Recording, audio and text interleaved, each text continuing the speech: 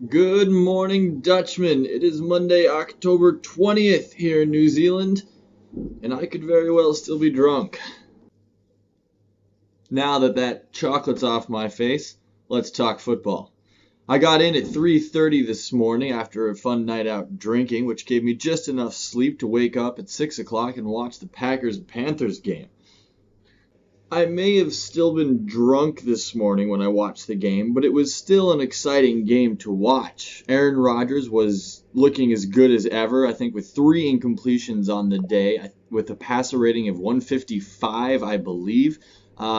Lacey and Starks both had their moments. Each of them had come in with a running touchdown, and the receiving game just looked excellent as well. Jordy Nelson had a great first touchdown. Randall Cobb making things happen. All in all, the offense looked great, and the defense didn't look half bad either. The first three possessions by the Panthers went 3-and-out. I mean, granted, a little bit of help from the Panthers themselves, but Clinton Dix making some great open field tackles, and Clay Matthews putting a lot of pressure on there, not getting all the sacks he probably deserved, but, getting the pressure in there. So just a great game all around by the Packers. Very impressed. But Fox Sports didn't think so. No, Fox Sports decides that halfway through the third quarter, the Seahawks-Rams game is more interesting, and they're going to switch their streaming over. You don't do that. You don't do that to the Packers. You can't. Not when they're looking so good. You can't do that to anybody. It's just not fair. It's not good sportsmanship. Come on, Fox Sports. Come on. So I know I'm doing this out of order this week, but that's because I'm losing so terribly to Tillett right now, and I'm just embarrassed. Partially because it's my own fault. I played the wrong people. But I mean, who'd have thought that Hoyer would suck so much against the Jaguars? I mean, it was the Jaguars. Everybody's torched them. Why wouldn't you play him? And then, he sucks. But Randall Cobb did really nice, so that's cool. And so did Sammy Watkins on my bench. That was cool too. A couple of my bench players scoring lots of points. Yeah.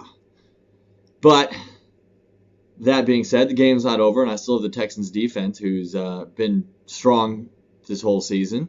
And I got a kicker to try to make up 30 points. That'll be fun. Let's take a look around the rest of the league. Lou and Geb are having a close game, but with 5 players still left to go, that's a tough one to call. Kurt is well on top of Krish, but Krishna also has 3 players to go, so that'll be a close game in the end. Semi's making a strong case for going 0-7, but he still has 5 players left to go, including Peyton Manning, so who knows how that one's going to end up. Tom Butler could be his first win. Wouldn't that be exciting for him? Speaking of firsts, looks like Kenny might be coming in his first loss. He does still have 3 players to go, but Brian Kelly still has 2, so that'll be an exciting one to follow up with. And it looks like Squeak is probably going to beat Colin with 3 players still to go and only 9 points behind. All in all, a pretty exciting week in the league, except for my game, because I just picked everybody wrong. God, I'm depressed. Anyway, so every week I've gone over kind of a Kiwi oddity, kind of a cultural thing they do differently than us. There's only a few weeks left, so hopefully I'll be able to keep the list, fresh and new. But this is one that I've enjoyed a lot so far, and it's the coffee culture over here. How different it is from us. So if you go into a place here and you order an iced coffee, they're going to give you a shot of espresso with some cream. Not half and half, like cream.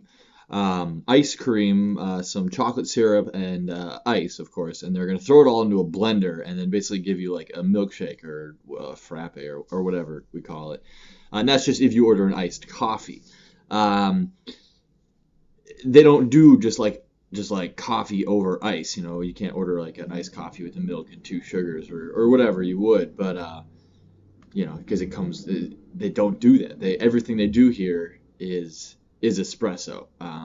They don't have drip coffee. They might at like the Denny's. There's a Denny's here. I haven't been there yet, but they might have some drip coffee there. But everywhere else, literally everywhere else, has espresso. And I say everywhere, I mean jewelry stores have espresso machines.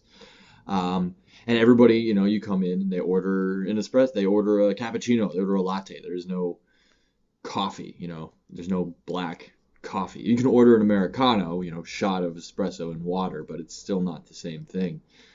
And it's just, it's funny because we had a couple coming the other day and they ordered an iced coffee. They ordered an iced Americano, and I kind of got it because, iced Americano is basically just an like iced coffee, but our bartender had no idea what to do. And he puts like some ice and the shot and some cold water into a blender, and he blends it all up and gives it to him. And they were like, no, no, no, no, just pour an Americano over ice. Literally just want cold coffee. And yeah, it's kind of funny how different it is here. And then with the coffee thing, they have a funny iced tea as well. They don't have iced tea. They have ice water with a syrup flavored tea shot, and they sell that for $5.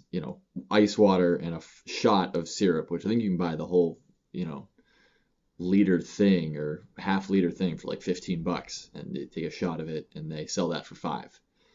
And that's their iced tea. And there's no lemonade here. The lemonade does not exist. Lemon, sugar, and water is not a drink. If you order a lemonade in New Zealand, you're gonna get Sprite.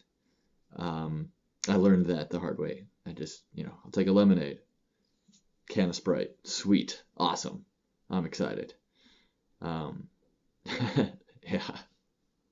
Well, as the Sunday games draw to a close, I'm severely depressed. I played all the wrong people, and I'm going to lose. But I'm not one to lose hope. So, Geb, I'll see you next week.